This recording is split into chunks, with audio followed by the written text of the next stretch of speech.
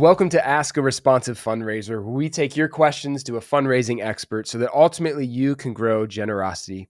Today, we're taking your questions to Emily Rasmussen.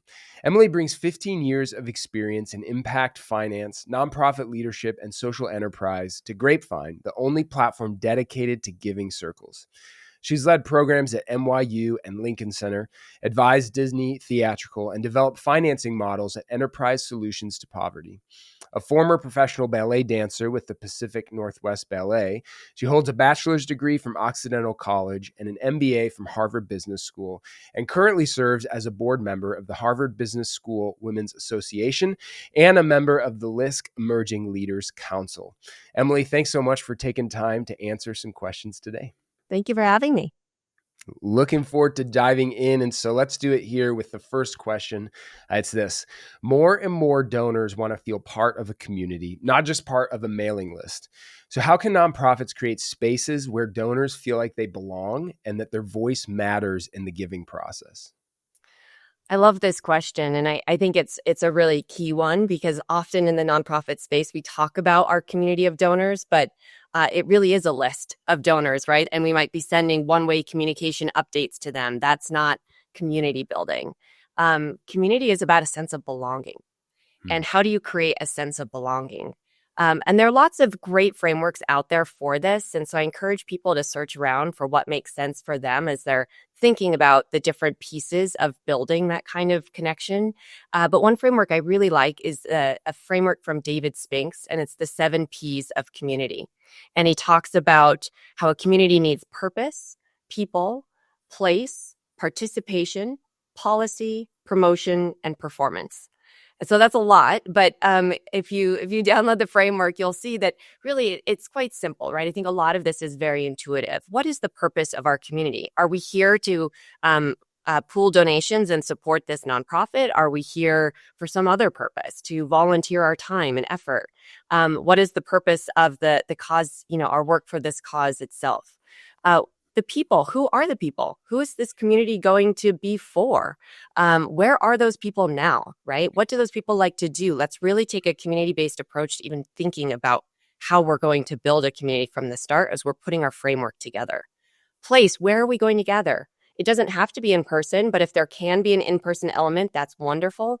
Having an online element is also very powerful, and often these two can complement each other well in order to provide more access and more of that stronger connection. Participation, so really enabling your community to participate. I think this is very key. This is not about that one-way communication, but is about enabling your community to participate and making it clear to them how they can participate. Right? Giving them permission and making that very clear, which comes into that policy section as well. And then promotion. How are we going to raise awareness about this? It doesn't need to be a big blast on social media. If your community isn't on social media, that's not the way to go, right? So all of these pieces are key to setting up a thriving community. And finally, performance, right? How are we measuring our performance as a community? What does that mean to us? And are we really executing on that community building piece of this in terms of providing the content, providing the opportunities for people to engage, and making it really clear what our objectives are and working toward those together. So I think those are some really key things to keep in mind as you're building a community. And again, toward this ultimate goal of creating a sense of belonging. I think that's really the key guiding framework or guiding light there that framework can help us unlock. Yeah, I think that's so helpful. And oftentimes, there isn't sort of that framework. And so I think that's so helpful that you've given people that as a way to step into what it practically looks like to build that belonging in their community. Now, would love to jump to the second question, and it's this. There's growing interest in collaborative giving, whether that's peer-led fundraising, donor groups, or community funds. So what do you think is driving that shift, and how should fundraisers think differently about donor motivation today? So I think there are a few things going on in the broader society that are really helping to propel some of this. First, there's a real hunger for connection and, again, belonging. Hmm. And I think we really started to see that. I think that was already happening before COVID, but I think COVID just really amplified that, right? As we were all kind of siloed and then seeking that connection. And then certainly as we were coming back from COVID, looking for that. And amidst that, we see there is this loneliness epidemic, right? And there are lots of reasons why that may be, from social media and people being more online, working remotely, et cetera. But I think these are big drivers that are really motivating people to find more connection and meaningful connections. It's certainly something we see in our work at Grapevine, where people are really coming to discover giving circles and be part of communities. In large part, the main reason we often hear is in order to make those meaningful connections with other like-minded people. And so we see this also in the data. There was a great report that came out last year from the Johnson Center of Philanthropy about the Giving Circle landscape. And they found that of the Giving Circle members that they surveyed, 82% of members joined to establish relationships with like-minded people. Hmm. And so we're definitely seeing people looking for these kind of collective community experiences. We're also seeing that people are looking for opportunities to not only come together with people, but to do something positive in that experience is maybe one way of saying it. So again, in our space, in the Giving Circle space, it's often about pulling donations or also pulling our time and our resources to support nonprofits. And what we saw from that same study is that 55% of members who were surveyed said that their Giving Circle experience positively impacted their ability to live a healthy life. Hmm. And 91% said it increased their sense of belonging to a community. Yeah. So I think that's just one example of how we're seeing this desire for connection and belonging play out in the Giving Circle space. So I think that's one key theme. The second one that I would just surface today is collaboration around impact, right? I Hmm. think the problems are big and it gets tiring working on these problems. Whether you're a donor or you're a nonprofit leader, there's real fatigue that can come from this work. And working together is more fun, frankly, and also can just be more effective, certainly over the long term. And so we are seeing more collaboration across the sector, from the everyday donor that we often see in the grassroots Giving Circle movement to the higher net worth donors, larger foundations, really engaging in this model as well. And I think it really does come back to that sense of, of wanting to make an impact and needing that kind of sustained commitment to doing that.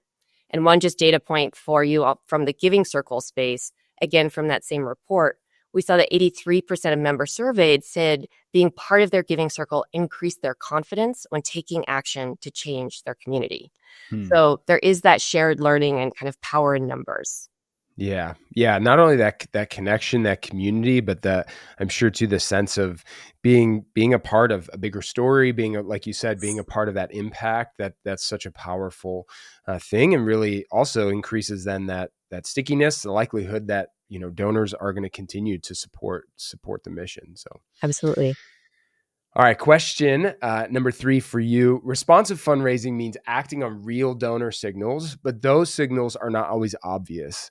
So where should nonprofits be listening more closely if they want to meet donors where they are?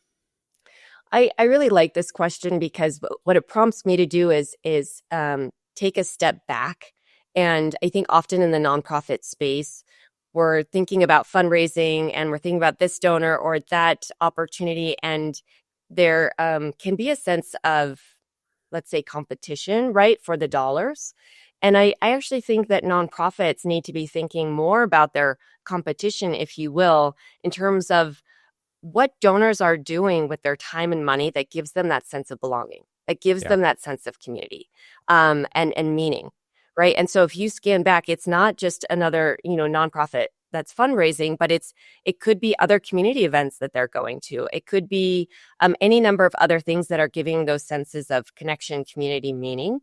Mhm. And I say that not to say that, okay, you have this large competitor set, but to say that that is where your donors are. And I think those are the places that you want to be looking for people, and looking for those signals, right, that you're talking about.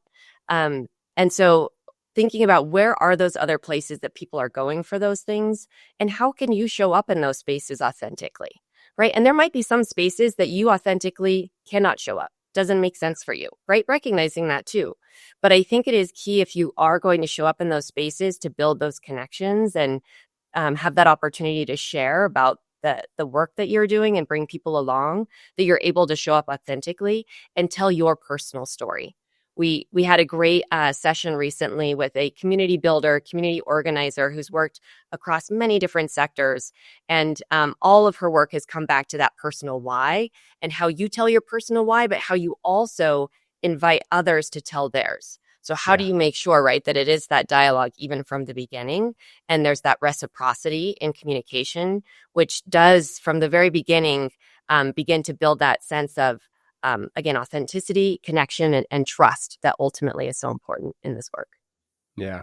Yeah, and I think you bring up a great point that the, quote unquote competition, at least for maybe attention and, dollars and all of that is, goes beyond just a nonprofit. And there's so much personalization and engagements that's happening. And that's a reality that we live in. And so I know for us, helping nonprofits realize that, step into that and get better at that is, so essential in continuing to see generosity grow. Right. All right, last question for you. For nonprofits looking to grow, there is pressure to scale while also staying human and connected. So, how can organizations grow their reach and grow their revenue, grow generosity while remaining relational and responsive? It's such a good question. And I think especially now, right, in the age of AI, everyone is wondering about this. Yeah. From my perspective, from where I sit in this space, which is all about building communities of recurring donors who are coming together, pooling donations, and collaborating to make a larger impact over time. Um, what I really see is that to scale those relationships, to scale that connection, no matter the size of the donor, the type of the donor, is really comes back to community building. Because Mm. if you think about it, your staff, you can't scale, right? Like, I can't have one person suddenly have 100 coffee chats a day with donors. Like, I can't scale that person's time in that way. I can add more people, that's adding more costs, right? But for me to truly scale at, I think, at the level that you're talking about while maintaining connection, that's where you need to lean on that community. So if you Yeah, build that community in all the ways we just talked about, then you can really lean on that community to connect with each other and to provide that kind of one-to-one relationship building and small group connecting within your broader community without you having to be the one on the other side of every coffee chat, right? sure. Put two Yeah, members together. They can have the coffee chat. You don't need to be there. And even better if you don't need to be the one brokering that, right? But if you're using a system or a model like we do at Grapevine to help connect people so that they can have that coffee chat. And what we know from network theory is that these one-to-one connections are the strongest and are really important when you're building a network, a healthy network. Mm. And so we really, I encourage people to think about how can you set up the structures to enable your community to connect and do a lot of that relationship building between themselves without you having to be in the middle of it. I do truly believe that is the best way to scale this kind of connection and relational community building. And it's not just about the scale piece too. I think one other point I would add there is that coming back to that trust building element, when you connect people with other people who also care about this cause, who also care about your organization, that other person can build more trust, right, with that new donor than you can, because obviously Yeah, you're coming at this with a bias because you're connected to the organization. And so, thinking about how you can unlock that connection between members that will not only enable you to scale those touch points, but also provide something new and even more meaningful through those touch points that you alone cannot do, I think is really powerful. yeah, yeah. I think that's so helpful. As we wrap up, Emily, can you just give people next steps where they can connect with you, your team, and learn more about Grapevine? Absolutely. Yeah, so grapevine.org, you can find us there. As I mentioned, we help community groups, nonprofits, and more create recurring donor communities with a model that really builds a lot of this kind of community building, connecting authenticity into the process. I know it can be a little overwhelming when we talk about community building, and so we've really tried to make that simple for people to easily get involved and build those thriving communities. So check us out at grapevine.org. We're also on all the socials at Grapevine Giving, and would love to connect with anyone who's interested to learn more. Yeah. Well, Emily, thanks so much for being here today, for answering our questions and really helping the nonprofit leaders and fundraisers and folks listening to this. We really appreciate it. Thank you for having me.